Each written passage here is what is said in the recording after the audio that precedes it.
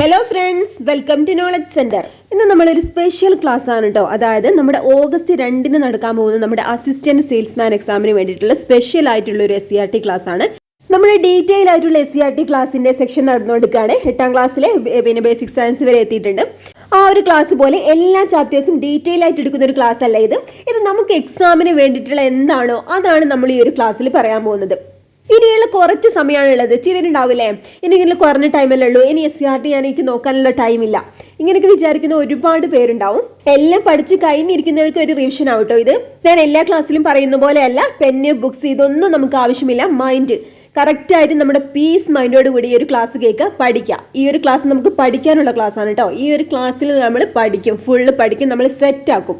അപ്പോൾ നമുക്ക് ഒട്ടും തന്നെ സമയം കളയാനില്ല, നമുക്ക് നേരെ നമ്മുടെ ക്ലാസ്സിലേക്ക് പോവാം. ഈ ഒരു ക്ലാസ്സിൽ നമ്മൾ 5ാം ക്ലാസ്സിലെ ബേസിക് സയൻസ് പാർട്ട് 1 പഠിച്ച് കംപ്ലീറ്റ് ആക്കണം കേട്ടോ. ഒന്നാമത്തെ ചാപ്റ്റർ ഏതായിരുന്നു? ഒറ്റയല്ലൊരു ജീവിയും. ഈ ഒരു പാഠത്തിൽ നമുക്ക് എന്തൊക്കെയാണ് ഇമ്പോർട്ടൻ്റ് ആയിട്ട് നമുക്ക് പഠിക്കാനുള്ളത് നോക്കാം. ആദ്യം തന്നെ പഠിക്കാനുള്ള നമുക്ക് ഇമ്പോർട്ടൻ്റ് ആയിട്ടുള്ള ഒരു പോയിന്റ് ആഹാര ശൃംഖല ജാലം അല്ലെങ്കിൽ ഫുഡ് വെബ്. എന്താണിത്? ആഹാരത്തിനായി ജീവികൾ പരസ്പരം ആശ്രയിക്കുന്നുണ്ട് അല്ലേ. അപ്പൊ ജീവികളുടെ ഈ ഒരു പരസ്പര ബന്ധമാണിത് ആഹാര ശൃംഖല ജാലം. എന്താണ്? ഒരു ജാലം പോലെ അല്ലെ, ഇങ്ങനെ തുടർന്ന് പോവുകയാണ്. ആഹാരത്തിനായി ജീവികൾ പരസ്പരം ആശ്രയിക്കുന്നുണ്ട് അല്ലെ. ഈ ഒരു പരസ്പര ബന്ധമാണത് ആഹാര ശൃംഖല ജാലം. ഇത് മാറിപ്പോവരുത്, ഇപ്പൊ തന്നെ പഠിച്ചോണം. ആഹാര ശൃംഖല ജാലം എന്താണ്? ആഹാരത്തിനായി ജീവികൾ പരസ്പരം ആശ്രയിക്കുന്നുണ്ട്. ഈ ഒരു ജീവികളുടെ പരസ്പര ബന്ധമാണെന്ന് ആഹാര ശൃംഖല ജാലം അല്ലെങ്കിൽ ഫുഡ് വെബ്. ഈ ഒരു ചിത്രം മനസ്സിലേക്ക് കേട്ടിട്ടോ. അപ്പൊ എന്താണ് ആഹാര ശൃംഖല ജാലം എന്ന് പഠിച്ചു അല്ലെ. ഇങ്ങനെയുള്ള ശൃംഖലകൾ കടലിലും ഉണ്ടാവും അല്ലെ. ഇനി ഇവിടെ കടലിലെ കുറച്ച് ജീവികളുടെ ചിത്രമാണ് കേട്ടോ കൊടുത്തിട്ടുള്ളത്. ഈ ഓരോ ജീവികളുടെ ആഹാരങ്ങൾ എന്തൊക്കെയാണെന്ന് കൊടുത്തിട്ടുണ്ട്. സ്രാവിന്റെ ആഹാരങ്ങൾ എന്തൊക്കെയാണ്? കണവ, മീനുകൾ, കടലാമ, ഇതൊക്കെയാണ് സ്രാവിന്റെ ആഹാരം കേട്ടോ. ഇനി മത്തി എന്താണ്? ചെറുമീനുകളും പ്ലവകങ്ങളുമാണ് ആഹാരമാക്കുന്നത്. അതിന് പ്ലവകങ്ങൾ എന്നാണ് നമുക്ക് പഠിക്കണ്ടേ. ജലാശയങ്ങളിൽ സ്വതന്ത്രമായി ഒഴുകി നടക്കുന്ന ചെറു സസ്യങ്ങളാണിത് പ്ലവകങ്ങൾ. അപ്പൊ എന്താണ് പ്ലവകങ്ങൾ? ജലാശയങ്ങളിൽ സ്വതന്ത്രമായി ഒഴുകി നടക്കുന്ന ചെറു സസ്യങ്ങൾ, അതാണ് പ്ലവകങ്ങൾ എന്ന് പറയുന്നത് കേട്ടോ. അപ്പൊ സമുദ്രം എന്ന ആവാസ വ്യവസ്ഥയിലെ ഉൽപാദകരാണിവ. അപ്പൊ ഉൽപാദകര് സസ്യങ്ങളാണ് നമുക്കറിയാം. അപ്പൊ കടലിലെ എന്ന ആവാസ വ്യവസ്ഥയിലെ ഉൽപാദകരാരാണ്? പ്ലവകങ്ങൾ. അപ്പൊ മത്തിയുടെ ആഹാരം എന്തൊക്കെയാണ്? ചെറുമീനുകളും ഈ ഒരു പ്ലവകങ്ങളുമാണ് കേട്ടോ. ഇനി കടലാമയുടെ ആഹാരങ്ങൾ എന്താണ്? സസ്യഭാഗങ്ങളും മീനുകളാണ് കടലാമ ആഹാരമാക്കുന്നത്. എന്തൊക്കെയാണ്? സസ്യഭാഗങ്ങളും മീനുകളും. ഇനി ചെറുമീനുകളുടെ ആഹാരം പ്ലവകങ്ങളാണ്. അപ്പൊ എന്തൊക്കെയാണ്? സ്രാവ്, കണവ, മീനുകൾ, കടലാമ, മത്തി, ചെറുമീനുകൾ, പ്ലവകങ്ങൾ. കടലാമ എന്താണ്? സസ്യഭാഗങ്ങളും മീനുകളും, ചെറുമീനുകള്, പ്ലവകങ്ങൾ. ഇപ്പൊ തന്നെ പഠിച്ചോണം കേട്ടോ.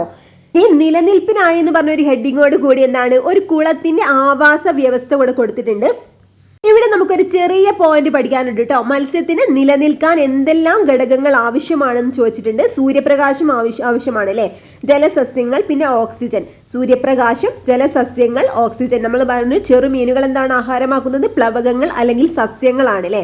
അപ്പം സൂര്യപ്രകാശം, ജലസസ്യങ്ങൾ, ഓക്സിജൻ, ഇത്രയാണ് എന്ത് മത്സ്യത്തിന്റെ നിലനിൽക്കാനുള്ള പ്രധാനമായിട്ടും ആവശ്യമുള്ള ഘടകങ്ങൾ. ഇനി നമുക്ക് ആവാസം എന്താന്ന് പഠിക്കാം. എന്താണ് ഈ ആവാസം അല്ലെങ്കിൽ ഹാബിറ്റേറ്റ് എന്ന് പറയുന്നത്? നിരവധി ജീവികൾക്ക് നിലനിൽപ്പിന് ആവശ്യമായ എല്ലാ ഘടകങ്ങളും അടങ്ങിയ ഒരു ചുറ്റുപാടാണെന്ത് ആവാസം എന്ന് പറയുന്നത് കേട്ടോ. അപ്പൊ നിരവധി ജീവികൾക്ക് നിലനിൽപ്പിന് ആവശ്യമായ എല്ലാ ഘടകങ്ങളും അടങ്ങിയ ഒരു ചുറ്റുപാട്. എക്സാമ്പിൾ അത് കൊടുത്തിട്ടുള്ളത് വയലാണ്. അപ്പൊ വയൽ ഒരു ആവാസത്തിന് ഉദാഹരണമാണ്. എന്താണ് ആവാസം? പഠിച്ചോണേ. നിരവധി ജീവികൾക്ക് നിലനിൽപ്പിന് ആവശ്യമായ എല്ലാ ഘടകങ്ങളും അടങ്ങിയ ഒരു ചുറ്റുപാടാണ് വയല്. അപ്പൊ വയൽ എന്താണ്? ഒരു ആവാസത്തിന് ഉദാഹരണമാണ്. ഇതുപോലെ നമുക്ക് ചുറ്റും മറ്റെന്തൊക്കെ ആവാസങ്ങളാണ് ഉള്ളത്? ഏതൊക്കെയായിരിക്കും? ഇതിൽ തന്നെ കൊടുത്തിട്ടുണ്ട്. പുൽമേടുകള്, മരുഭൂമി, കണ്ടൽക്കാടുകൾ, ശീത മരുഭൂമികൾ, ഇതൊക്കെ ഓരോ ആവാസ കേന്ദ്രങ്ങളാണ് കേട്ടോ. അപ്പൊ എന്താണ് ആവാസം എന്ന് പറഞ്ഞത്? ഒന്നുകൂടി പറയാം.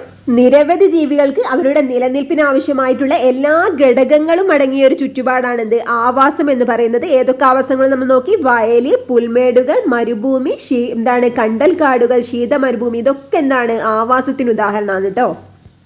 ഇനി ഇവിടെ ആഹാര ശൃംഖല ജാലം കൊടുത്തിട്ടുണ്ട്. ഒരു ജാലം ശ്രദ്ധിച്ചാൽ നമുക്കറിയാം ഇത് അവസാനിക്കുന്നത് കടുവയിലാണ് അല്ലെ. ഈ ഒരു കടുവയുടെ വംശം നശിച്ചു പോയാൽ ഇവിടെ എന്തൊക്കെ മാറ്റങ്ങളാണ് ഉണ്ടാവുക? ഈ ഒരു ആവാസ വ്യവസ്ഥ തന്നെ തകരാറിലാവൂലേ? അതിനുള്ളൊരു മറുപടിയാണ് ഇവിടെ കൊടുത്തിട്ടുള്ളത്. എന്തുകൊണ്ട് കടുവ സംരക്ഷണം? ഭക്ഷ്യശൃംഖലയിലെ ഏറ്റവും ഉയർന്ന കണ്ണിയിൽപ്പെടുന്ന ജീവിയാണെന്ത്? കടുവലെ. ഒരു ആവാസ വ്യവസ്ഥയിൽ സസ്യാഹാരികളുടെയും മാംസാഹാരികളുടെയും എണ്ണം ആരോഗ്യകരമായി നിലനിർത്തുന്നതിൽ ഓരോ കണ്ണിയിലെയും ജീവികൾക്ക് പങ്കുണ്ട്. അപ്പൊ ആഹാര ശൃംഖലയിലെ താഴെ കണ്ണിയിലുള്ള ചില ജീവിക വർഗ്ഗങ്ങൾ എന്തായാലും നശിച്ചാൽ അവയ്ക്ക് പകരം അതേ ധർമ്മം ചെയ്യുന്ന മറ്റു ജീവി വർഗ്ഗങ്ങൾ ഉണ്ടായെന്ന് വരാം. എന്നാൽ കടുവയെ പോലുള്ള ജീവികൾ ഇല്ലാതായാൽ പകരം ആ ധർമ്മം നിർവഹിക്കാൻ മറ്റു ജീവികൾ അധികമില്ല. അതിനാൽ കടുവയെ പോലെ ഉയർന്ന കണ്ണിയായി ജീവികളുടെ സംരക്ഷണം പ്രാധാന്യം അറിയിക്കുന്നു. കടുവയെ സംരക്ഷിക്കുന്നതുമായി വലിയൊരു ആവാസ വ്യവസ്ഥ എന്താണ്? മുഴുവനായും സംരക്ഷിക്കപ്പെടുന്നുണ്ട്. അപ്പൊ എന്താണ് ഇതിൽ പറഞ്ഞിട്ടുള്ളത്? ഭക്ഷ്യശൃംഖലയിലെ ഏറ്റവും ഉയർന്ന കണ്ണിയിൽപ്പെടുന്ന ജീവിയാണെന്ത്? കടുവലെ. ആഹാര ശൃംഖലയിലെ താഴെ കണ്ണിയിലുള്ള ചില ജീവികൾക്ക് വംശനാശം സംഭവിച്ചാൽ അവയ്ക്ക് പകരം അതേ ധർമ്മം ചെയ്യുന്ന മറ്റു ജീവി വർഗ്ഗങ്ങൾ ഉണ്ടായെന്ന് വരാം. എന്നാൽ എന്താണ്? കടുവയെ പോലുള്ള ജീവികളൊക്കെ ഇല്ലാതായാൽ പകരം ആ ധർമ്മം നിർവഹിക്കാൻ മറ്റു ജീവികൾ അധികമില്ല. അതുകൊണ്ടാണ് എന്ത്? കടുവ സംരക്ഷണം എന്നത് എന്താണ്? വലിയ പ്രാധാന്യം അർഹിക്കുന്നത്. ഇത്രയും കാര്യങ്ങളാണ് ഇവിടെ നമുക്ക് പഠിക്കാനുള്ളത് കേട്ടോ. ഇനി ഇവിടെ ആഹാര ശൃംഖലാ ജാലം കൊടുത്തിട്ടുണ്ട്. ഇവിടെ എന്താണ്? പലതരം ആഹാര ബന്ധങ്ങൾ ഉണ്ട് അല്ലെ. ഇവിടെ നമുക്ക് പഠിക്കാനുള്ള പോയിന്റ് എന്താണ്? ആഹാര ശൃംഖലാ ജാലത്തിലെ ഒറ്റ ശ്രേണിയിലുള്ള ഒരു ആഹാര ബന്ധമാണ് ആഹാര ശൃംഖല എന്നല്ലെങ്കിൽ ഫുഡ് ചെയിൻ എന്ന് പറയുന്നത്. എന്താണ് പറഞ്ഞിട്ടുള്ളത്? ആഹാര ശൃംഖലാ ജാലത്തിൽ ഒരുപാട് ആഹാര ബന്ധങ്ങൾ ഉണ്ട് അല്ലെ. ഇങ്ങനെയുള്ള ആഹാര ശൃംഖലാ ജാലത്തിലെ ഒറ്റ ശ്രേണിയിലുള്ള ഒരു ആഹാര ബന്ധമാണെന്ത്? ആഹാര ശൃംഖല അല്ലെങ്കിൽ ഫുഡ് ചെയിൻ. അതിനൊരു എക്സാമ്പിൾ ആണ് ഇവിടെ കൊടുത്തിട്ടുള്ളത്. എന്ത്? പുല്ല് പുഴു ആഹാരമാക്കുന്നു, പുഴുവിനെ എന്താണ്? കോഴി ആഹാരമാക്കുന്നു, കോഴിയെ കുറുക്കൻ ആഹാരമാക്കുന്നു, കുറുക്കൻ എന്താണ്? കഴുകനും ആഹാരമാക്കുന്നു. ഇതൊരു ഒറ്റ ശ്രേണിയാട്ടോ. ഇങ്ങനെ ഒറ്റ ശ്രേണിയിലുള്ള ഒരു ആഹാര ബന്ധമാണ് ആഹാര ശൃംഖല. ഇനി ഇവിടെ പ്രകാശ സംശ്ലേഷണം എന്താണെന്ന് കൊടുത്തിട്ടുള്ളത് നമുക്കറിയാം. എന്നാൽ നമുക്കൊന്ന് നോക്കലേ. കാർബൺ ഡൈ ഓക്സൈഡ്, ജലം എന്നിവ ഉപയോഗിച്ച് സസ്യങ്ങൾ ആഹാരം നിർമ്മിക്കുന്നു. സൂര്യപ്രകാശത്തിൽ നിന്നുള്ള ഊർജ്ജമാണ് ഇതിന് ഉപയോഗപ്പെടുത്തുന്നത്. അതിനാൽ ഈ ഒരു പ്രവർത്തനത്തെ എന്താണ്? പ്രകാശ സംശ്ലേഷണം എന്ന് പറയുന്നു. എന്തൊക്കെയാണ്? കാർബൺ ഡൈ ഓക്സൈഡ്, ജലമാണ് ഉപയോഗിക്കുന്നത്. എന്തിന്റെ സാന്നിധ്യത്തിലാണ്? സൂര്യപ്രകാശത്തിന്റെ സാന്നിധ്യത്തിലാണ് അല്ലെ. അപ്പൊ ഇലകളിലെ ഹരിതകം എന്ന വർണ്ണമാണെന്ത്? വർണ്ണകമാണ് സസ്യങ്ങളെ ആഹാര നിർമ്മാണത്തിന് സഹായിക്കുന്നത്. ഇത് ഇമ്പോർട്ടന്റ് ആണ്. നോട്ട് ചെയ്യാൻ പറയില്ല, പഠിക്കുക. അപ്പൊ ഇലകളിലെ ഹരിതകം എന്ന വർണ്ണമാണ് സസ്യങ്ങളെ ആഹാര നിർമ്മാണത്തിന് സഹായിക്കുന്നത്. ഇപ്പോൾ സസ്യങ്ങളെ ആഹാര നിർമ്മാണത്തിന് സഹായിക്കുന്നത് ഇലകളിലെ ഹരിതകം അല്ലെങ്കിൽ ക്ലോറോഫിൽ ആണ് കേട്ടോ. ഈ ഒരു പ്രവർത്തനത്തിന്റെ ഫലമായി ഓക്സിജൻ ഉണ്ടാകുന്നു. അപ്പൊ ഇതൊക്കെ എന്താണ്? ചിലപ്പോൾ പ്രസ്താവനയായിട്ട് ചോദിക്കും.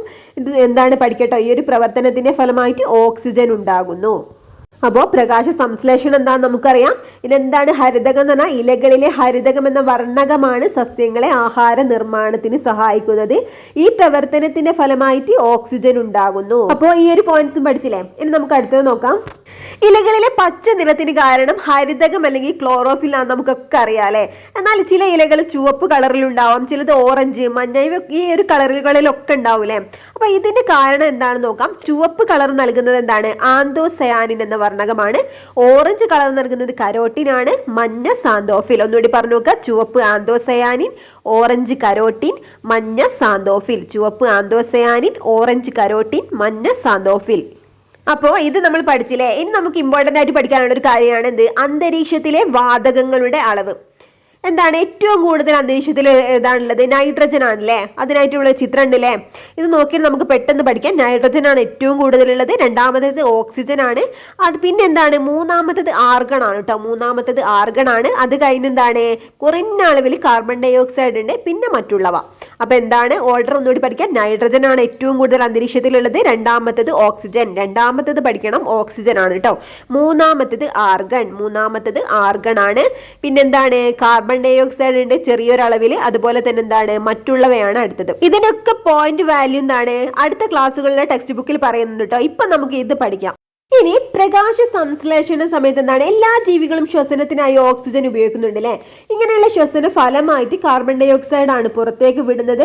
ഈ ഒരു കാർബൺ ഡൈ ഓക്സൈഡ് ജീവികൾ എന്താണ്? സസ്യങ്ങൾ എന്താണ്? ഈ പ്രകാശ സംശ്ലേഷണത്തിന് ഉപയോഗിക്കുന്നു. അപ്പൊ പ്രകാശ സംശ്ലേഷണം പകൽ സമയത്താണ് നടക്കുന്നത് അല്ലെ. എന്തൊക്കെ പ്രകാശ സംശ്ലേഷണത്തിന് ആവശ്യമായിട്ടുള്ളത് എന്തൊക്കെയാണ്? കാർബൺ ഡൈ ഓക്സൈഡ്, ജലം, സൂര്യപ്രകാശം. അപ്പോൾ സൂര്യപ്രകാശം പകൽ സമയത്താണ് ഉണ്ടാവുന്നത്. അപ്പോൾ പ്രകാശ സംശ്ലേഷണം പകൽ സമയത്ത് മാത്രമേ നടക്കുന്നുള്ളൂ. നമ്മൾ കിടന്നുറങ്ങുന്ന റൂമിലൊന്നും എന്താണ്? ചെടികൾ കൊണ്ടുവെക്കരുതെന്ന് പറയുന്നതിന്റെ കാരണം ഇതാണ് കേട്ടോ. അതായത് പകൽ സമയത്ത് മാത്രമാണ് സസ്യങ്ങളിൽ പ്രകാശ സംശ്ലേഷണം നടക്കുന്നത്. ഈ ഒരു പ്രകാശ സംശ്ലേഷണത്തിനാണ് എന്ത് കാർബൺ ഡൈ ഓക്സൈഡ് ഉപയോഗിക്കുന്നത്. അല്ലാത്ത പക്ഷം എന്താണ് കാർബൺ ഡൈ ഓക്സൈഡ് സസ്യങ്ങളും പുറത്തേക്ക് വിടാണ് കേട്ടോ ചെയ്യുന്നത്. അപ്പോൾ നമ്മുടെ കിടന്നുറങ്ങുന്ന റൂമിലൊക്കെ ചെടികൾ വെച്ചിട്ടുണ്ടെങ്കിൽ എന്താണ് കാർബൺ ഡൈ ഓക്സൈഡിന്റെ അളവ് നമ്മുടെ റൂമിലൊക്കെ കൂടും. അതുകൊണ്ടാണ് ഇങ്ങനെ വെക്കരുത് എന്ന് പറയുന്നത്. അടുത്തതായിട്ട് നമുക്ക് പഠിക്കാനുള്ളത് എന്താ ആതിഥേയനും അതിഥികളും. ഇവിടെ നമുക്ക് എന്താ പഠിക്കാനുള്ളത്? ചെറിയ വേരുകൾ മരത്തിൽ പറ്റിപ്പിടിച്ച് വളരാൻ സഹായിക്കുന്നു. കട്ടികൂടിയ വേരുകൾ അന്തരീക്ഷത്തിൽ നിന്ന് ഈർപ്പം വലിച്ചെടുക്കുകയാണ് ചെയ്യുന്നത്. അപ്പൊ മരവായെ കുറിച്ചാണ് പറയുന്നത്. അതിന്റെ എന്താണ് ചെറിയ വേരുകൾ പറ്റിപ്പിടിച്ച് വളരാൻ സഹായിക്കുന്നുണ്ട്. എന്നാൽ കട്ടികൂടിയ വേരുകൾ എന്താണ് അന്തരീക്ഷത്തിൽ നിന്ന് ഈർപ്പം വലിച്ചെടുക്കുന്നു. എന്താണ് ഈർപ്പം വലിച്ചെടുക്കുന്നു.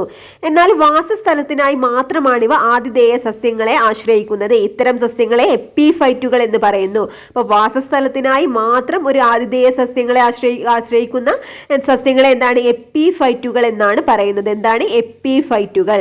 നമ്മൾ എങ്ങനെയാണ് ഓർത്ത് വെക്കുക? നമ്മൾ മാറിപ്പോവില്ലേ? അപ്പൊ നീ വെറുതെ ഫൈറ്റ് ചെയ്യാനേ നിന്നെ കൊണ്ട് കഴിയും, നീ ഒരു വായയാന്നൊക്കെ പറയില്ലേ, അങ്ങനെയൊക്കെ ഒന്ന് ജസ്റ്റ് ഓർത്ത് വെക്കട്ടോ. അപ്പോൾ നമ്മൾ എപ്പിഫൈറ്റുകൾ എന്താണെന്ന് പഠിച്ചു, മരവായ എപ്പിഫൈറ്റിന് ഉദാഹരണമാണെന്ന് പഠിച്ചു. നമുക്ക് ഇത്തിൽക്കണ്ണി എന്താണെന്ന് നോക്കാം. ആതിഥേയ സസ്യത്തിൽ നിന്നും ജലവും ലവണവും വലിച്ചെടുത്ത് ഇത്തിൽക്കണ്ണി സ്വയം ആഹാരം നിർമ്മിക്കുന്നു. അതിനാൽ ഇത്തിൽക്കണ്ണി പോലുള്ള സസ്യങ്ങളെ അർദ്ധപരാതങ്ങൾ എന്നാണ് പറയുന്നത്. അപ്പൊ എന്താണ് ഇതെന്താ ചെയ്യുന്നത്? ആതിഥേയ സസ്യത്തിൽ നിന്ന് ജലവും ലവണവും വലിച്ചെടുത്ത് ഇത്തിൽക്കണ്ണി എന്താണ് സ്വയം ആഹാരം നിർമ്മിക്കുന്നുണ്ട്. ഇത്തിൽക്കണ്ണി സ്വയം ആഹാരം നിർമ്മിക്കുന്നുണ്ട്. അതിനാൽ എന്താണ് ഇത്തിൽക്കണ്ണി പോലുള്ള സസ്യങ്ങളെ അർദ്ധപരാതങ്ങൾ. ഇത്തിൽക്കണ്ണി എന്താണ് അർദ്ധപരാതത്തിന് ഉദാഹരണമാണ് കേട്ടോ. അല്ലെങ്കിൽ എന്താണ് സെമി പാരസൈറ്റ് എന്ന് പറയുന്നു. അർദ്ധപരാതങ്ങൾ അല്ലെങ്കിൽ സെമി പാരസൈറ്റ് എന്താണ് ചെയ്യുന്നത്? ജലവും ലവണവും വലിച്ചെടുത്ത് എന്താണ് സ്വയം ആഹാരം നിർമ്മിക്കുകയാണ്. അപ്പോൾ അർദ്ധപരാതങ്ങൾ എന്ന് സെമി പാരസൈറ്റ് എന്ന് പറയുന്നു. ഇത്തിൽക്കണ്ണി സെമി പാരസൈറ്റിന് ഉദാഹരണമാണ് കേട്ടോ. അപ്പൊ എപ്പിഫൈറ്റ് പഠിച്ചു, സെമി പാരസൈറ്റ് പഠിച്ചു. ഇനി എന്താണ് ആതിഥേയ സസ്യത്തിൽ നിന്ന് പോഷക ഘടകങ്ങൾ വലിച്ചെടുക്കാൻ കഴിയുന്ന വേരുകളാണ് എന്തിനുള്ളത്? മൂടില്ലാത്ത ആളിക്കുള്ളത് കേട്ടോ. അതായത് മൂടോടുകൂടി എന്താണ് എല്ലാ പോഷക ഘടകങ്ങളും അടിച്ചുകൊണ്ട് പോകുന്ന ആളാണിത് മൂടില്ലാത്ത ആളി. ആതിഥേയ സസ്യത്തിൽ നിന്നും പോഷക ഘടകങ്ങൾ വലിച്ചെടുക്കുന്ന മൂടില്ലാത്ത ആളി പോലുള്ള സസ്യങ്ങൾ എന്താണ് പൂർണ്ണ പരാതങ്ങൾ എന്ന് പറയുന്നു. അപ്പൊ പൂർണ്ണ പരാതങ്ങൾക്ക് ഉദാഹരണം ഏതാണ്? മൂടില്ലാത്ത ആളി ഒരു പൂർണ്ണ പരാതം അല്ലെങ്കിൽ ടോട്ടൽ പാരസൈറ്റ് ആണ് കേട്ടോ. ഇവ എന്താണ് ചെയ്യുന്നത്? ആതിഥേയ സസ്യത്തിൽ നിന്നുള്ള പോഷക ഘടകങ്ങൾ എന്താണ് മൂടോടുകൂടി അടിച്ചുകൊണ്ട് പോകുന്നു. ആലോചിച്ചാൽ മതി, മൂടില്ലാത്ത ആളി. ഓക്കെ, ടോട്ടൽ പാരസൈറ്റ് എന്താണ് പൂർണ്ണ പരാതം. അപ്പോൾ എപ്പിഫൈറ്റിന് ഉദാഹരണം ഏതായിരുന്നു? മരവായ. ഫൈറ്റ് ചെയ്യാനേ പറ്റൂ, അവനൊരു വായ എന്ന് പഠിച്ചു. അതുപോലെ ഇത്തിൽക്കണ്ണി എന്താണ് സെമി പാരസൈറ്റ് ആണ്, അർദ്ധപരാതമാണെന്ന് പഠിച്ചു. പിന്നെന്താണ് പൂർണ്ണ പരാതത്തിന് ഉദാഹരണം മൂടില്ലാത്ത ആളില്ലേ. ഇത്രയും കാര്യം നമ്മൾ പഠിച്ചില്ലേ. ഇതൊക്കെയാണ് നമ്മുടെ ഈ ഫസ്റ്റ് ചാപ്റ്ററിലുള്ളതോ. അപ്പോൾ ഈ ഒരു ക്ലാസ് നിങ്ങൾക്ക് ഇഷ്ടപ്പെടുകയാണെങ്കിൽ ഒന്ന് ലൈക്ക് ചെയ്യണേ. അതുപോലെ നിങ്ങളുടെ അഭിപ്രായങ്ങളൊന്ന് കമന്റ് ചെയ്യണം കേട്ടോ. സബ്സ്ക്രൈബ് ചെയ്യാതെ ആരെങ്കിലും കാണുന്നുണ്ടെങ്കിൽ ഇപ്പൊ തന്നെ ഒന്ന് സബ്സ്ക്രൈബ് ചെയ്തേക്കണേ.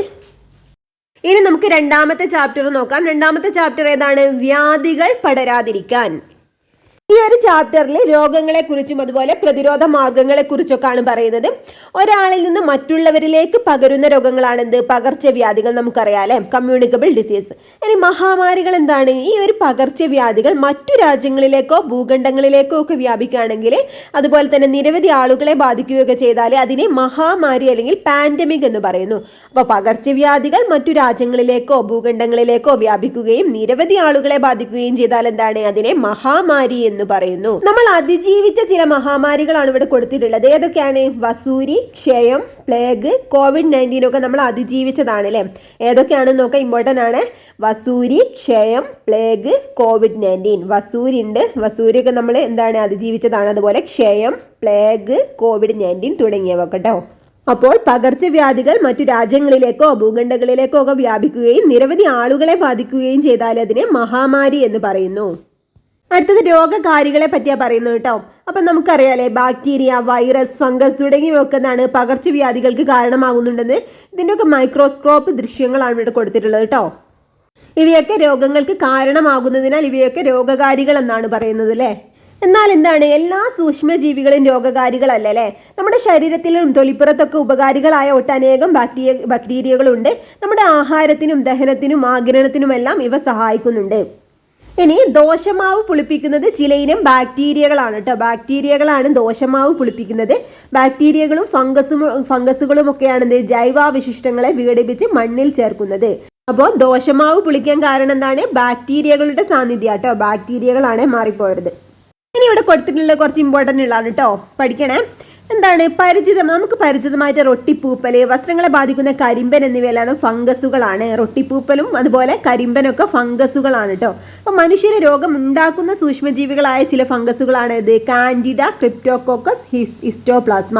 ഏതൊക്കെയാണ്? Candida, Cryptococcus, Histoplasma. ഒന്ന് പറഞ്ഞു നോക്കണേ, ഏതൊക്കെയാണ്? Candida, Cryptococcus, Histoplasma. ഇതൊക്കെ എന്താണ്? മനുഷ്യന് രോഗമുണ്ടാക്കുന്ന സൂക്ഷ്മജീവികളായിട്ടുള്ള ഫംഗസുകളാണ് കേട്ടോ. നാം ഭക്ഷിക്കുന്ന കൂൺ മുതൽ കണ്ണുകൊണ്ട് കാണാൻ സാധിക്കാത്തവ വരെ ഉൾപ്പെടുന്നതാണ് ഇത് ഫംഗസുകളുടെ ലോകം എന്ന് പറഞ്ഞാൽ. കൂൺ എന്താണ്? ഒരു ഫംഗസുകളുടെ ഉദാഹരണമാണ് അല്ലേ. അപ്പൊ മനുഷ്യന് രോഗമുണ്ടാക്കുന്ന ഫംഗസുകൾ ഏതൊക്കെയാണ്? Candida, Cryptococcus, Histoplasma. Candida, Cryptococcus, Histoplasma. ഇപ്പൊ തന്നെ പഠിച്ചോട്ടോ. പറയുന്നത് വളരെ ഇമ്പോർട്ടന്റ് ആയിട്ടുള്ള കാര്യം കേട്ടോ. സൂക്ഷ്മജീവികൾ ശരീരത്തിൽ പ്രവേശിക്കുന്ന വിധവും രോഗങ്ങളുമാണ്. ഇത് ചിലതൊക്കെ നമ്മളെ ഫില്ല് ചെയ്യാനുള്ളതുണ്ട് കേട്ടോ. അപ്പൊ രോഗാണുവാഹകരിൽ നിന്നല്ലാതെ മണ്ണിലൂടെ പകരുന്നത് ഏതാണ്? വിരശല്യവും ടെറ്റനസും മണ്ണിലൂടെ വരുന്നതാണ് കേട്ടോ. അപ്പൊ രോഗാണുവാഹകരിൽ നിന്നല്ലാതെ വരുന്നതാണ്, മണ്ണിലൂടെ വരുന്നതാണ് വിരശല്യവും ടെറ്റനസും. ഇനി വായുവിലൂടെ വരുന്നത് ക്ഷയം ഇവിടെ കൊടുത്തിട്ടുണ്ട്. വേറെ ഏതൊക്കെയാണ്? വായുവിലൂടെ പകരുന്നത് ഏതൊക്കെയാണ്? ക്ഷയം, മുണ്ടിനീരൊക്കെ അതിൽ പെടുന്നതാണ്. ജലദോഷം വരും, ന്യൂമോണിയ, വില്ലൻ ചുമ, അതൊക്കെ എന്താണ്? വായുവിലൂടെ പകരുന്ന രോഗാട്ടോ. ഇതിൻ്റെയൊക്കെ ഡീറ്റെയിൽ ആയിട്ട് നമ്മൾ അടുത്ത ക്ലാസ്സുകളിൽ പഠിക്കുന്നുണ്ട് കേട്ടോ.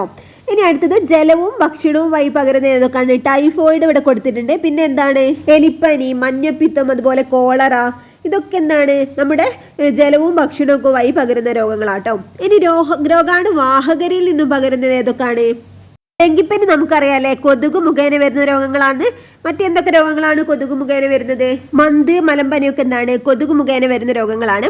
ഇനി ഈച്ച നമുക്കറിയാം ഒരു രോഗാണുവാഹകയാണല്ലേ ഈച്ച മുഖേന ഏതൊക്കെയാണ് വരുന്നത്? കോളറ, വയറിളക്കൊക്കെ ഈച്ച മുഖേന പകരുന്ന രോഗങ്ങളാണ്. അതുപോലെ കുഷ്ഠം, പിന്നെന്താണ്? ഗൊണേറിയ, അതുപോലെ സിഫിലിസ്, ഇതൊക്കെ എന്താണ്? മനുഷ്യർ മുഖാന്തരം പകരുന്ന രോഗങ്ങളാണ് കേട്ടോ. ഇനി പക്ഷികൾ മുഖേന വരുന്ന രോഗങ്ങൾ ഏതൊക്കെയാണ്? പക്ഷിപ്പനി, അതുപോലെ നിപ്പ രോഗമൊക്കെ എന്താണ്? പക്ഷികൾ മുഖേന വരുന്ന രോഗങ്ങളാണ് കേട്ടോ. അപ്പൊ നമുക്ക് ഒന്നുകൂടി നോക്കാം. മണ്ണിലൂടെ പകരുന്നത് വിരശല്യം, ടെറ്റനസ്. വായുവിലൂടെ പകരുന്നതൊക്കെയാണ് ക്ഷയം, മുണ്ടിനീര്. പിന്നെ എന്താണ്? ജലവും ഭക്ഷണവും വഴി ടൈഫോയിഡും മഞ്ഞപ്പിത്തവും അല്ലെ. ഇനി രോഗാണുവാഹകരിൽ നിന്ന്, അതായത് കൊതുകിൽ നിന്ന് പകരുന്നതാണ് ഡെങ്കിപ്പനി, മന്ത്, മലമ്പനിയൊക്കെ. ഇനി ഈച്ചയിൽ നിന്ന് പകരുന്ന ഏതാണ് രോഗം? കോളറ, വയറിളക്കൊക്കെ എന്താ? ഈച്ചയിൽ നിന്ന് വരുന്ന രോഗങ്ങളാട്ടോ. ഇനി മനുഷ്യർ മുഖാന്തരം കുഷ്ഠം, ഗൊണേറിയൊക്കെ മനുഷ്യർ മുഖാന്തരം വരുന്നതാണ്. ഇനി പക്ഷിപ്പനി, അതുപോലെ എന്താണ്? നിപ്പ രോഗങ്ങളൊക്കെ എന്താണ്? പക്ഷികൾ മുഖേന വരുന്നതാണ് കേട്ടോ. ഇനി സസ്യങ്ങളിലെ ചില പകർച്ചവ്യാധികളാണ് കൊടുത്തിട്ടുള്ളത്. നെല്ലിലെ തവിട്ട് ഇലപ്പുള്ളി രോഗം, പയറിലെ മൊസൈക്ക് രോഗം, തെങ്ങിലെ കൂമ്പുചീയൽ, ഇതൊക്കെ എന്താണ്? പകർച്ചവ്യാധികളാട്ടോ. സസ്യങ്ങളിൽ ഉണ്ടാവുന്ന പകർച്ചവ്യാധികളാണ്. തവിട്ട് ഇലപ്പുള്ളി രോഗം, അതുപോലെ പയറിലെ മൊസൈക്ക് രോഗം, അതുപോലെ തെങ്ങിലെ കൂമ്പുചീയലൊക്കെ എന്താണ്? പകർച്ചവ്യാധികളാണ്. നമുക്ക് 2 ടേംസ് പഠിക്കാനുണ്ട്, ഇമ്പോർട്ടൻ്റ് ആണ്. അതെന്താ നോക്കാം. എന്താണ്? സ്വാഭാവിക രോഗപ്രതിരോധ ശേഷി എന്ന് പറഞ്ഞാൽ എന്താണ്? രോഗാണുക്കൾ ശരീരത്തിൽ പ്രവേശിച്ചാൽ അവ നിയന്ത്രിക്കാനും ചെറുത്തു നിൽക്കാനുമുള്ള കഴിവ് സ്വാഭാവികമായിട്ട് നമ്മുടെ ശരീരത്തിനുണ്ട്. ഇതിനെയാണ് സ്വാഭാവിക രോഗപ്രതിരോധ ശേഷി എന്ന് പറയുന്നത് കേട്ടോ. എന്നാൽ പോളിയോ, ഹെപ്പറ്റൈറ്റിസ് ബി തുടങ്ങിയ ചില പകർച്ചവ്യാധികൾക്കെതിരെ സ്വാഭാവികമായിട്ട് പ്രതിരോധശേഷി ഉണ്ടാക്കാൻ ശരീരത്തിന് സാധിക്കാറില്ല. ഇത്തരം രോഗങ്ങൾ വരാതിരിക്കാൻ നാം പ്രതിരോധ കുത്തിവെപ്പുകൾ എടുക്കേണ്ടതുണ്ട്. ഇതുവഴി രോഗപ്രതിരോധ ശേഷി ആർജിക്കാൻ സാധിക്കും. ഇതിനെയാണ് ആർജിത രോഗപ്രതിരോധ ശേഷി എന്ന് പറയുന്നത്. അപ്പോൾ എന്താണ് ആർജിത രോഗപ്രതിരോധ ശേഷി? വാക്സിനുകളിലൂടെയൊക്കെ നമുക്ക് പ്രതിരോധ ശേഷി ഉണ്ടാക്കാൻ സാധിക്കുമെങ്കിൽ അങ്ങനെയുള്ള പ്രതിരോധ ശേഷിയാണെന്ത്? ആർജിത പ്രതിരോധ ശേഷി എന്ന് പറയുന്നത്. അല്ലെങ്കിൽ എന്താണ്? അക്വയർഡ് ഇമ്മ്യൂണിറ്റി എന്ന് പറയുന്നത് കേട്ടോ. അപ്പോൾ നമ്മൾ അതിജീവിച്ച ചില മഹാമാരികൾ പറഞ്ഞിട്ടുണ്ടായി നേരത്തെ. ഏതൊക്കെയായിരുന്നു? വസൂരി, പ്ലേഗ്, പോളിയോ ഒക്കെ അല്ലേ. ഇവയൊക്കെ നമ്മൾ അതിജീവിച്ചത് എന്താണ്? ഇങ്ങനെയുള്ള പ്രതിരോധ കുത്തിവെപ്പുകളിലൂടെയാണ്. ഇനി ഇവിടെ ചില പ്രതിരോധ കുത്തിവെപ്പുകളാണ് കേട്ടോ കൊടുത്തിട്ടുള്ളത്. BCG ഫുൾ ഫോം എന്താണ്? എല്ലാത്തിന്റെ ഫുൾ ഫോം നമുക്ക് ആദ്യം പഠിക്കട്ടോ. BCG എന്ന് പറഞ്ഞാൽ bacillus Calmette Guerin. Bacillus Calmette Guerin. BCG എന്താണ്? Bacillus Calmette Guerin. OPV നമുക്കറിയാം, ഓറൽ പോളിയോ വാക്സിൻ ആണ്. എന്താണ്? HEPB എന്ന് പറഞ്ഞാൽ ഹെപ്പറ്റൈറ്റിസ് ബി. ഇത് എളുപ്പമാണല്ലേ, ഹെപ്പറ്റൈറ്റിസ് ബി. ഇനി എന്താണ് അടുത്തത്? പോളിയോ വാക്സിൻ ഫ്രാക്ഷണൽ ഡോസിന് നമ്മൾ FIPV എന്നാണ് പറയാം കേട്ടോ. പോളിയോ വാക്സിൻ ഫ്രാക്ഷണൽ ഡോസിന് FIPV എന്നാണ് പറയാം. ഇനി RVV എന്ന് പറഞ്ഞാൽ റൊട്ടാ വൈറസ് വാക്സിൻ ആണ് കേട്ടോ. റൊട്ടാ വൈറസ് വാക്സിൻ ആണ് എന്ത്? RVV. ഒന്നുകൂടി നോക്കാം. BCG എന്താണ്? ബാസിലസ് കാൽമെറ്റ് ഗുവറിൻ ആണ്. OPV ഓറൽ പോളിയോ വാക്സിൻ ആണ്. അടുത്തത് എന്താണ്? ഹെപ്പറ്റൈറ്റിസ് ബി അല്ലേ. അതിന് ചുരുക്കിയാണ് ഇങ്ങനെ ചെയ്തിട്ടുള്ളത്. ഇനി FIPV എന്ന് പറഞ്ഞാൽ പോളിയോ വാക്സിൻ ആണ്. അത് ഫ്രാക്ഷണൽ ഡോസ് ആട്ടോ. RVV rota virus vaccine. ഇത് എപ്പോഴൊക്കെയാണ് കൊടുക്കേണ്ടതെന്നാണ് ഇനി പറയുന്നത്. ജനന സമയത്ത് കൊടുക്കുന്നത് ഏതൊക്കെയാണ്? ഓറൽ പോളിയോ വാക്സിൻ കൊടുക്കും, അതുപോലെ എന്താണ് ബാസിലറ്റ് കാൽമറ്റ് ഗോറിൻ അതായത് BCG കൊടുക്കും, അതുപോലെ ഹെപ്പറ്റൈറ്റിസ് ബി. 3 കേട്ടോ ജനന സമയത്ത് കൊടുക്കുന്നത്. OPV oral polio vaccine, BCG, hepatitis B. ഇനി 6 ആഴ്ച കൂടുമ്പോൾ കൊടുക്കേണ്ടത് ഏതൊക്കെയാണ്? ഓറൽ പോളിയോ വാക്സിൻ 1 കൊടുക്കണം, റൊട്ടാ വൈറസ് വാക്സിൻ 1 കൊടുക്കണം, പെൻഡാവാലൻ 1 കൊടുക്കണം, അതുപോലെ എന്താണ് അതായത് പോളിയോ വാക്സിൻ ആയ ഫ്രാക്ഷണൽ ഡോസ് 1 കൊടുക്കണം. പിന്നെ PCV എന്ന് പറഞ്ഞാൽ എന്താണ്? ന്യൂമോകോക്കൽ കൺജുഗേറ്റ് വാക്സിൻ ആണ് PCV. എന്താണ് അതിൻ്റെ ഫുൾ ഫോം എന്ന് പഠിക്കണേ? Pneumococcal conjugate vaccine 1. അപ്പോൾ ഈ 1 വരുന്നൊക്കെ 6 ആഴ്ച കഴിയുമ്പോൾ കൊടുക്കേണ്ട കേട്ടോ. ഇനി 10 ആഴ്ച ആകുമ്പോൾ കൊടുക്കേണ്ടതാണ് എന്ത്? ഓറൽ പോളിയോ വാക്സിൻ 2, അതുപോലെ റൊട്ടാ വൈറസ് വാക്സിൻ 2, പെൻഡാവാലൻ 2. ഈ 3 എണ്ണമാണ് 10 ആഴ്ച ആകുമ്പോൾ കൊടുക്കേണ്ടത്. ഇനി 14 ആഴ്ചയിൽ കൊടുക്കേണ്ടതാണ് 2 എണ്ണം 3 എന്നാണ് വരുന്നത്. അതായത് oral polio vaccine 3, rota virus vaccine 3, pentavalent 3. ഇവ 3ഉം എന്താണ്? 3ാമത്തെ ഡോസാണ്. പിന്നെന്താണ്? പോളിയോ വാക്സിൻ്റെ ഫ്രാക്ഷണൽ ഡോസ് 2 ആണ്. അതുപോലെ എന്താണ്? ന്യൂമോകോക്കൽ കൺജുഗേറ്റ് വാക്സിനും 2 ആണ് കേട്ടോ. അപ്പോൾ ഇതൊക്കെ ഒന്ന് പഠിക്കട്ടോ. ഇനി ഇവിടെ വേറെ കുറച്ച് പ്രതിരോധ കുത്തിവയ്പ്പുകൾ തന്നിട്ടുണ്ട്. ഏതൊക്കെയാണ്? PCV നമ്മളിപ്പോൾ പറഞ്ഞില്ല, ന്യൂമോകോക്കൽ കൺജുഗേറ്റ് വാക്സിന്. MR എന്താണ്? Measles rubella vaccine. DPT നമുക്കറിയാം, ഡിഫ്തീരിയ പെർട്ടൂസിസ്, അതുപോലെ ടെറ്റനസ് വാക്സിനാണ് DPT. എന്തൊക്കെയാണ്? Diphtheria pertussis and tetanus vaccine. TD എന്ന് പറഞ്ഞാൽ ടെറ്റനസ് ഡിഫ്തീരിയ വാക്സിൻ. ഇനി ഇതൊക്കെ എപ്പോഴാണ് നൽകുന്നതെന്നാണ് കൊടുത്തിട്ടുള്ളത്. 9ാം മാസത്തിലാണ് എന്ത്? MR vaccine measles rubella vaccine 1, അതുപോലെ PCV ബൂസ്റ്റർ, വിറ്റാമിൻ A, അതുപോലെ എന്താണ് ഫ്രാക്ഷണൽ ഡോസ് പോളിയോ വാക്സിൻ എന്താണ്? 3 ഡോസ് 3യും കൊടുക്കുന്നത് 9ാമത്തെ മാസത്തിലാണ്. ഇനി എന്താണ്? മീസിൽസ് റുബെല്ല വാക്സിൻ 2, അതുപോലെ ഓറൽ പോളിയോ വാക്സിൻ്റെ booster, DPT booster, vitamin A2 ഒക്കെ കൊടുക്കുന്നത് 16 മുതൽ 24 മാസങ്ങളിലാണ്. ഇനി DPT ബൂസ്റ്റർ 2 കൊടുക്കുന്നത് എന്താണ്? 5-6 വയസ്സിലാണ്. അതായത് 5-6 വയസ്സിനിടയിൽ കൊടുക്കുന്നതാണ് DPT ബൂസ്റ്റർ 2. ഏതാണ്? DPT booster 2. ഇനി TD വാക്സിൻ അതായത് ടെറ്റനസ് ഡിഫ്തീരിയ വാക്സിൻ 1 കൊടുക്കുന്നത് 10ാമത്തെ വയസ്സിലാട്ടോ. അപ്പോൾ 10ാമത്തെ വയസ്സിൽ കൊടുക്കുന്ന വാക്സിൻ ഏതാണ്? TD1 ആട്ടോ, ടെറ്റനസ് ഡിഫ്തീരിയ വാക്സിൻ.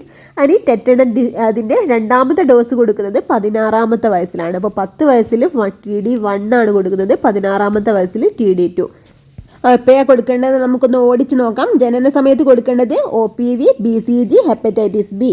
ഇനി 6 ആഴ്ച ആകുമ്പോൾ കൊടുക്കേണ്ടത് ഏതാണ്? Oral polio vaccine 1, rota virus vaccine 1, pentavalent 1 അതായത് fractional dose polio vaccine 1, PCV അതായത് ന്യൂമോകോക്കൽ കൺജുഗേറ്റ് വാക്സിൻ 1. ഇനി oral polio vaccine 2, rota virus vaccine 2, pentavalent 2 ഇതൊക്കെ 10 ആഴ്ചയിലാണ് കൊടുക്കേണ്ടത്. 14ാമത്തെ ആഴ്ചയിൽ അതായത് oral polio vaccine 3, rota virus vaccine 3, pentavalent 3 ഇത് 3ഉം, അതുപോലെ എന്താണ് FIPV അതായത് fractional dose polio vaccine 2, PCV 2 ഇതൊക്കെ കൊടുക്കേണ്ടത് 14ാമത്തെ ആഴ്ചയിലാണ്. അടുത്തത് ഏതാണ്? 9ാമത്തെ മാസത്തിലാണ് എന്ത്? Measles rubella vaccine 1, PCV booster, vitamin A, FIPV 3 കൊടുക്കേണ്ടത് കേട്ടോ. 16 മുതൽ 24 മാസത്തിൽ വരെയാണ് MR2 അതായത് measles rubella vaccine 2, OPV booster, DPT booster, vitamin A2 കൊടുക്കുന്നത്. വിറ്റാമിൻ A കൊടുത്തു തരുന്നത് എന്നാണ്? 9ാം മാസത്തിലാണ് കേട്ടോ. ഇനി 5-6 വയസ്സിനുള്ളിൽ കൊടുക്കുന്നതാണ് DPT ബൂസ്റ്റർ 2. ഇനി 10ാമത്തെ വയസ്സിൽ ടെറ്റനസ് ഡിഫ്തീരിയ വാക്സിൻ 1, 16ാമത്തെ വയസ്സിൽ എന്താണ്? Tetanus diphtheria vaccine 2. അപ്പോൾ ഈ ഒരു കാര്യം കുറച്ചൊരു ഡിഫിക്കൽട്ടാണ് പഠിക്കാൻ. ഇതെന്താണ് പെട്ടെന്ന് ക്യാച്ച് ചെയ്യാൻ കഴിയാത്തവരെന്താണ് ഒന്നുകൂടി ബേക്ക് അടിച്ചിങ്ങനെ ഒന്നും കാണും കേട്ടോ. അങ്ങനെ നമ്മുടെ 2ാമത്തെ ചാപ്റ്ററും കംപ്ലീറ്റ് ആയി. നമുക്ക് അടുത്ത ചാപ്റ്റർ നോക്കാം. 3ാമത്തെ ചാപ്റ്ററാണ് ജലം നിത്യജീവിതത്തിൽ. ഇവിടെ പുഴവെള്ളത്തെ ശുദ്ധീകരിക്കുന്ന ഒരു പ്രക്രിയ കൊടുത്തിട്ടുണ്ട്. ഏതൊക്കെയാണെന്ന് നോക്കാം. എന്താണ് ആദ്യത്തെ പ്രക്രിയ? വലിയ മാലിന്യങ്ങൾ അരിച്ചു മാറ്റുക ചെയ്യുന്നത്. ആ ഒരു വെള്ളത്തിൽ നിന്നും വലിയ മാലിന്യങ്ങൾ അരിച്ചു മാറ്റുന്നു. എന്താണ്? മാലിന്യങ്ങൾ അടിയാൻ അനുവദിക്കുന്നു. പിന്നെന്താണ്? പല തട്ടുള്ള അരിപ്പകൾ കൊണ്ട് അരിച്ചു മാറ്റുന്നു. രോഗാണുക്കളെ നശിപ്പിക്കുന്നു. അപ്പോൾ പുഴവെള്ളത്തിന്റെ ശുദ്ധീകരണ ഘട്ടങ്ങളാണ് പറഞ്ഞിട്ടുള്ളത്. ഏതൊക്കെയാണ്? 1ാമത്തെ ഘട്ടം വലിയ മാലിന്യങ്ങൾ അരിച്ചു മാറ്റുന്നു. 2ാമത്തത് എന്താണ്? മാലിന്യങ്ങൾ അടിയാൻ അനുവദിക്കുന്നു. പിന്നെന്താണ്? പല തട്ടുള്ള അരിപ്പകൾ കൊണ്ട് അരിച്ചു മാറ്റുന്നു. പിന്നെ രോഗാണുക്കളെ നശിപ്പിക്കുന്നു. ഇനി ശുദ്ധജലം പിന്നെ ഇങ്ങനെ വിതരണ ഘട്ടങ്ങളാണ്. ടാങ്കിൽ സംഭരിക്കുന്നു, ജലം വീടുകളിലേക്ക് എത്തിക്കുന്നു.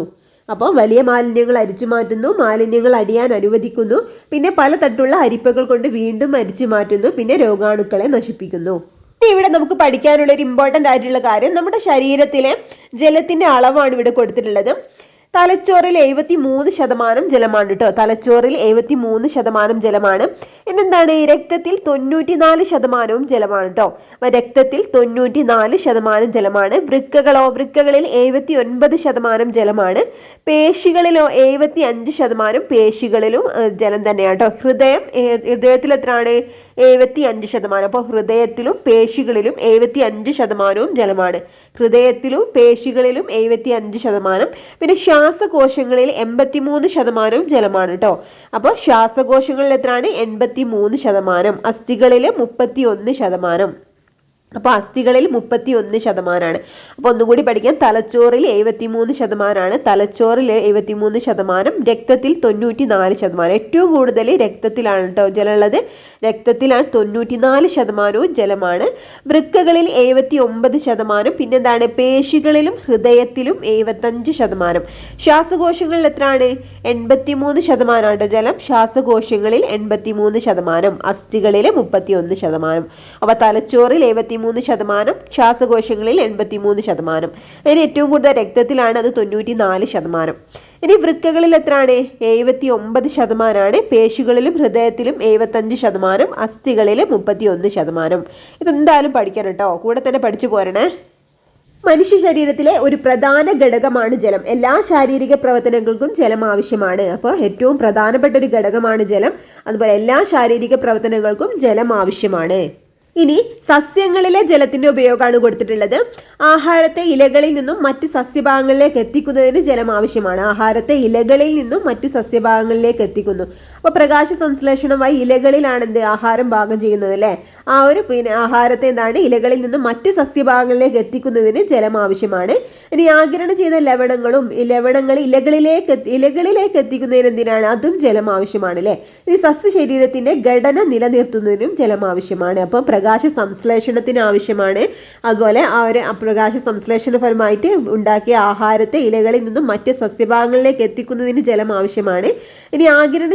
ഇനി വേരുകളിലൂടെ ആഗിരണം ചെയ്ത ലവണങ്ങൾ ഇലകളിലേക്ക് എത്തിക്കുന്നതിന് ജലം ആവശ്യമാണ്. സസ്യ ശരീരത്തിന്റെ ഘടന നിലനിർത്തുന്നതിനും ആവശ്യമാണ്. ഇനി ലയിക്കുന്നവയും ലയിക്കാത്തവയും എന്ന് കൊടുത്തിട്ടുണ്ട്. ഇനി ഇവിടെ നമുക്ക് പഠിക്കാനുള്ള ഒരു പോയിന്റാണ്, ലയിച്ചു ചേരുന്ന വസ്തുവിനെ ലീനമെന്നും എന്തിലാണോ ലയിച്ചു ചേരുന്നത് ആ വസ്തുവിനെ ലായകം എന്നും പറയുന്നു. ലീനം ലായകത്തിൽ ലയിച്ചുണ്ടാകുന്നതാണ് ലായനി. അപ്പൊ നമ്മളൊരു പഞ്ചസാര വെള്ളം ഉണ്ടാക്കുകയാണെങ്കിൽ പഞ്ചസാര ആണല്ലേ അതിലിടുന്നത്, അത് പഞ്ചസാരയാണ് അലിഞ്ഞു ചേരുന്നത്. അപ്പൊ പഞ്ചസാരയാണ് ആ ഒരു ലായനിയിലെ ലീനം എന്ന് പറയുന്നത് കേട്ടോ. അപ്പൊ ലായകം ഏതാണ്? ജലമാണ് അല്ലെ. അപ്പൊ ലീനം ലായകത്തിൽ ലയിച്ചുണ്ടാകുന്നത് എന്താണ്? പഞ്ചസാര വെള്ളം എന്താണ്? അത് ലായനിയാണ്. അപ്പോൾ ലീനം ലായകത്തിൽ ലയിച്ചുണ്ടാകുന്നതാണ് ലായനി. ഇത് ഇമ്പോർട്ടൻ്റ് ആണ്, മാറിപ്പോകരുത്. ലീനം ഏതാണ്? പഞ്ചസാരയാണ് കേട്ടോ. എന്താണോ ലയിച്ചു ചേരുന്നത് അതാണ് ലീനം.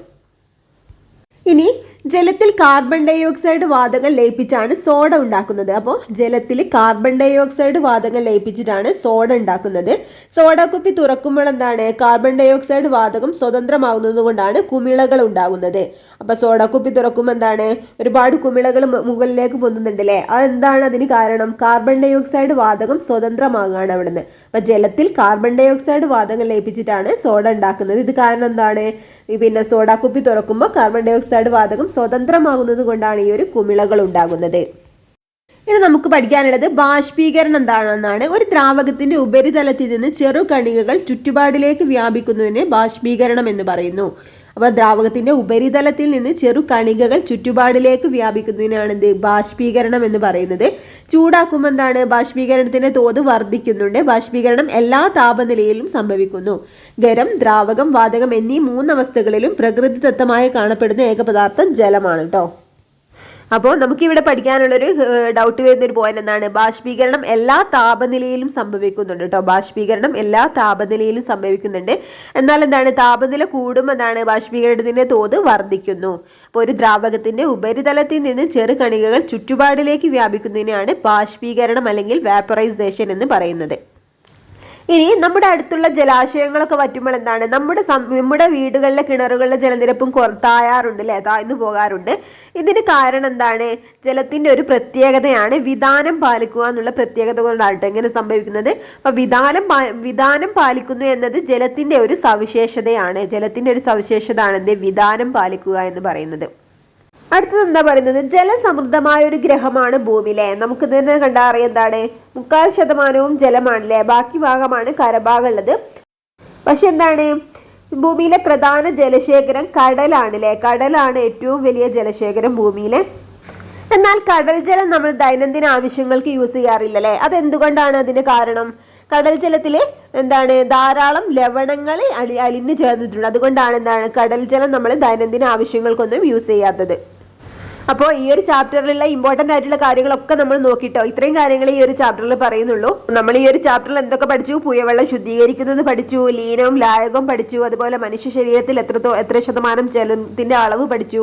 ഇതൊക്കെ നമ്മൾ പഠിച്ചു അല്ലേ. അതുപോലെ സസ്യങ്ങളിൽ ജലത്തിന്റെ ആവശ്യം പഠിച്ചു. ഇത്രയും കാര്യങ്ങളൊക്കെയാണ് നമുക്ക് ഈ ഒരു ചാപ്റ്ററിൽ പഠിക്കാനുള്ളത്. എനിക്ക് അടുത്ത ചാപ്റ്റർ നോക്കാം. അടുത്തതായി നമുക്ക് പഠിക്കാനുള്ള ചാപ്റ്ററാണ് 4ാമത്തെ ചാപ്റ്റർ, ജീവനുള്ള വിത്തുകൾ. ഇവിടെ വിത്തുകൾ മുളപ്പിച്ച് നോക്കാന്ന് പറയുന്നുണ്ട്. വിത്ത് മുളയ്ക്കാൻ എന്തൊക്കെയാണ് ആവശ്യം? വിത്ത് മുളയ്ക്കാൻ ജലം ആവശ്യമാണ്. എന്നാൽ മണ്ണ്, സൂര്യപ്രകാശം എന്നീ ഘടകങ്ങൾ ആവശ്യമില്ല.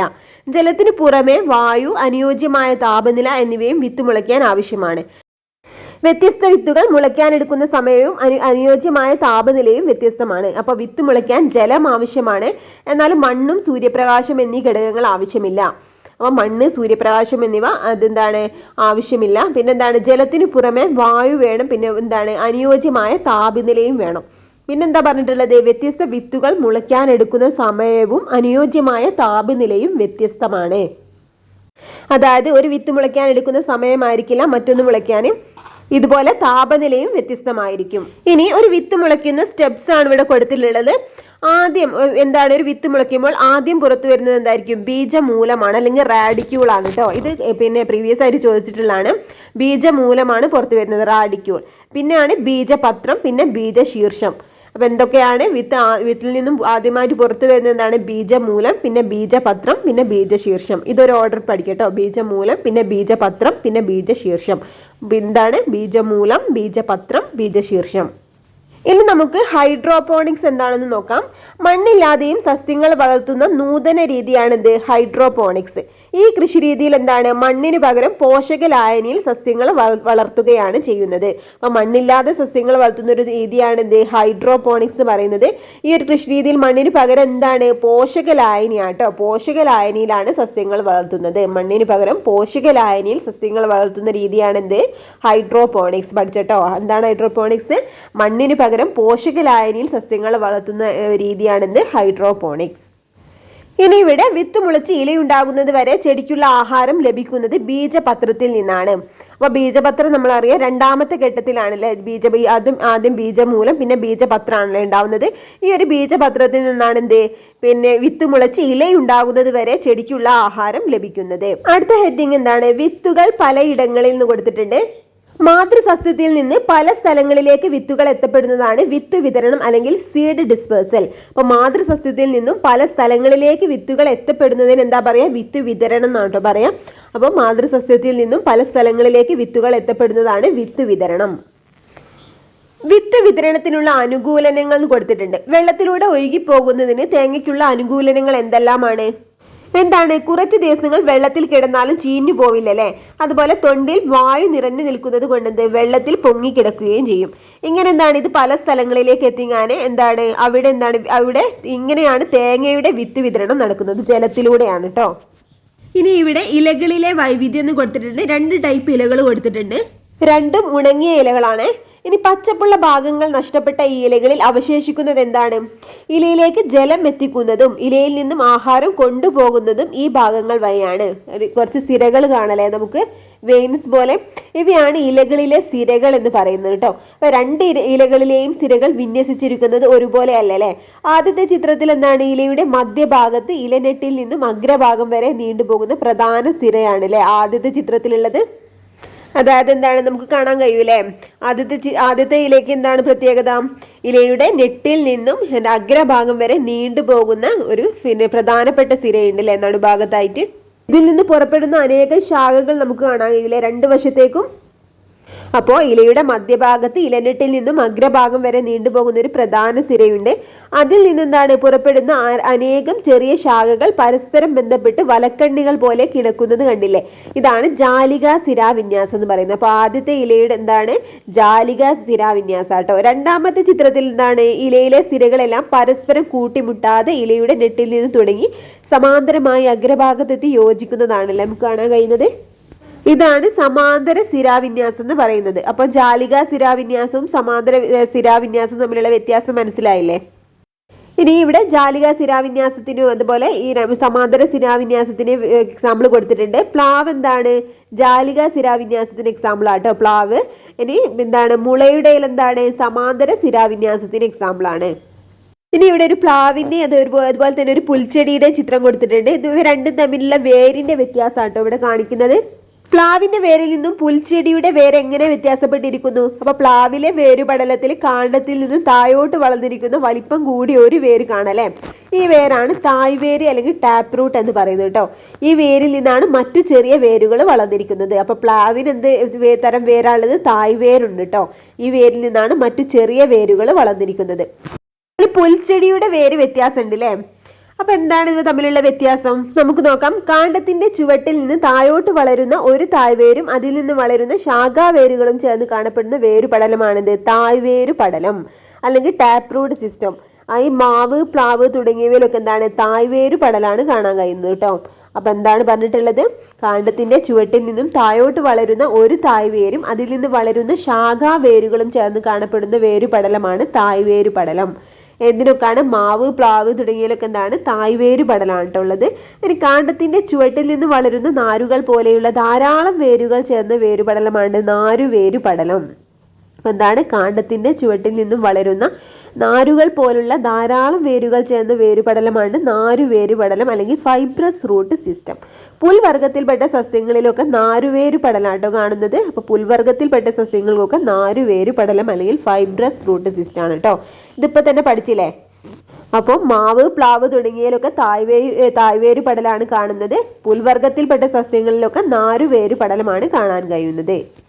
ഇനി ഇങ്ങനെയും ചില വേരുകൾ സാധാരണയായിട്ട് ബീജമൂലം വളർന്നാണ് വേരുകളായി മാറുന്നതെങ്കിൽ തണ്ടിൽ നിന്നും ശിഖരങ്ങളിൽ നിന്നും ചില വേരുകൾ ഉണ്ടാകുന്നുണ്ട്.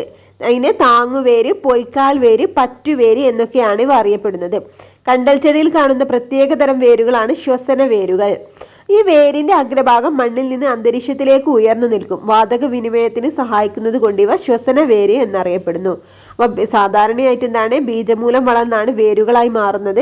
എന്നാൽ തണ്ടിൽ നിന്നും ശിഖരങ്ങളിൽ നിന്നൊക്കെ ചില വേരുകൾ ഉണ്ടാകുന്നുണ്ട്. ഇവയാണ് താങ്ങുവേര്, പൊയ്ക്കാൽ വേര്. താങ്ങുവേര് എന്താണ്? പ്രോപ്പ് റൂട്ട് എന്ന് പറയും. പൊയ്ക്കാൽ വേര് എന്താണ്? Stilt root. പറ്റുവേര് എന്താണ്? ക്ലിങ്ങിങ് റൂട്ട് എന്നൊക്കെയാണ് ഇവ അറിയപ്പെടുന്നത്. അപ്പൊ കണ്ടൽ ചെടിയിൽ കാണപ്പെടുന്ന പ്രത്യേകതരം മറ്റൊരു വേരാണ് ശ്വസന വേരുകൾ. ഇതെന്തിനാ സഹായിക്കുന്നത്? ഈ വേരിന്റെ അഗ്രഭാഗം മണ്ണിൽ നിന്നും അന്തരീക്ഷത്തിലേക്ക് ഉയർന്നു നിൽക്കും. ഇതെന്തിനാ സഹായിക്കുന്നത്? വാതക വിനിമയത്തിന് സഹായിക്കുന്നതാണ്. എന്തുകൊണ്ടാണ് ഇതിനെ ശ്വസന വേരുകൾ എന്ന് പറയുന്നത്?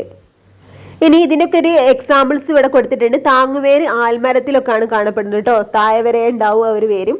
ഇനി പൊയ്ക്കാൽ വേര് കാണപ്പെടുന്നത് കൈതച്ചെടിയിലൊക്കെയാണ് പൊയ്ക്കാൽ വേരുള്ളത്. പറ്റുവേര് നമ്മൾ നേരത്തെ പറഞ്ഞു അല്ലേ? എന്തില് മരവായൊക്കെ മറ്റു പിന്നെ എന്താണ് വൃക്ഷങ്ങളിലൊക്കെ പറ്റി പിടിച്ച് വളരുന്നത് ഇങ്ങനെയുള്ള വേരുകൾ ഉപയോഗിച്ചാണ്. ഇതാണ് പറ്റുവേര്. ശ്വസന വേരുകൾ നമ്മൾ പറഞ്ഞു എന്താണ്? കണ്ടൽ കാടുകളിലാണ് അല്ലെ ശ്വസന വേരുകൾ ഉണ്ടാവുന്നത്. കണ്ടൽ ചെടിയിലാണ് ശ്വസന വേരുണ്ടാകുന്നത്. അപ്പോൾ താങ്ങുവേര് എക്സാമ്പിൾ ആയതാണ് ആൽമരമാണ്. പൊയ്ക്കാൽ വേര് കൈതച്ചെടികളിലൊക്കെ ഉണ്ടാവും. പറ്റുവേര് മരവായക്കാണ്. ശ്വസന വേരുകൾ കണ്ടൽ ചെടികൾക്കാണ് കേട്ടോ. അപ്പൊ ഇപ്പൊ തന്നെ പഠിക്കണേ ഓരോന്നും. ഇനി ഇവിടെ 2 ചിത്രങ്ങൾ കൊടുത്തിട്ടുണ്ട്. ഈ ചിത്രങ്ങൾ നിരീക്ഷിച്ച് 2 കൂട്ടം ചിത്രങ്ങളിലെയും വേര്, ഇല, തണ്ട്, ബീജപത്രങ്ങളുടെ എണ്ണം എന്നിവയിലുള്ള വ്യത്യാസം ഏതെന്നാണ് പറഞ്ഞിട്ടുള്ളത്. ആദ്യത്തെ ചിത്രം എന്താണ്? തെങ്ങിന്റെ ചിത്രമാണ് അല്ലേ?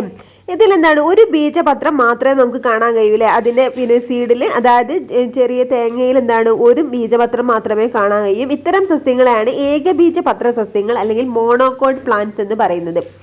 ഇനി 2 ബീജപത്രമുള്ള സസ്യങ്ങളെ എന്തു പേര് വിളിക്കും? ദ്വിബീജപത്ര സസ്യങ്ങൾ എന്നാണ് വിളിക്കുന്നത് കേട്ടോ.